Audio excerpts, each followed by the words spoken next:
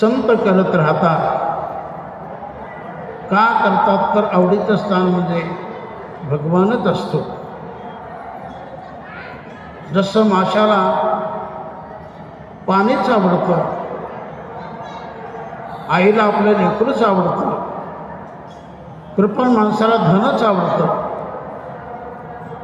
पतिव्रतेला पतीच आवडतो, तसा संतांना भक्तांना भगवानच आवडतो. जल जो प्यारा माचरी, जल जो प्यारा माचरी, लोभी प्यारा दाम. जल जो प्यारा माचरी, लोभी प्यारा दाम. माता प्यारा बालका, भक्त प्यारा नाम. माता प्यारा बालका, भक्त प्यारा नाम. तेव्हा भक्ताला संतांना भगवान प्राणाहीपेक्षा जास्त आवडत असतो. तेव्हा असे संत जीवन देवाशी अनन्य असतात. असा देहाने संत ठरत नाही, मनाच्या उंचीने संत ठरत असतो.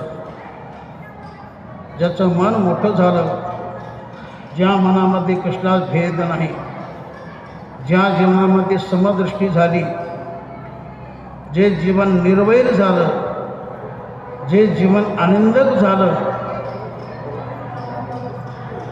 जगाने आपलं काही करू, पण आपण मात्र जगाला दोषाने पाहायचं नाही. जसं माऊलींना किती उपद्रव केला त्या काळी आळंदी क्षेत्रामध्ये, पण माऊलीने कोणाला नाव ठेवलं नाही. असं त्यांनी लेखनात कधी आणलं नाही की मला असं केलं आणि तसं केलं. जग कसंही करो, पण संत मात्र दोषदृष्टीने जगाला पाहत नाही. ही समदृष्टी असतात, निर्भय असतात आणि आनंदक राहतात. म्हणून जीवनामध्ये सुखी तोच आहे ज्याला सुख घ्यायचं असेल त्यांनी निर्वैर व्हावं, समदृष्टी व्हावं, आनंदक व्हावं. हे सांगायला सोपं आहे, पण करायला अवघड आहे. म्हणून निर्वैर व्हावे, जग समदृष्टी पाहावे, आनंदक असावे लोकापत. तर या क्षेत्रात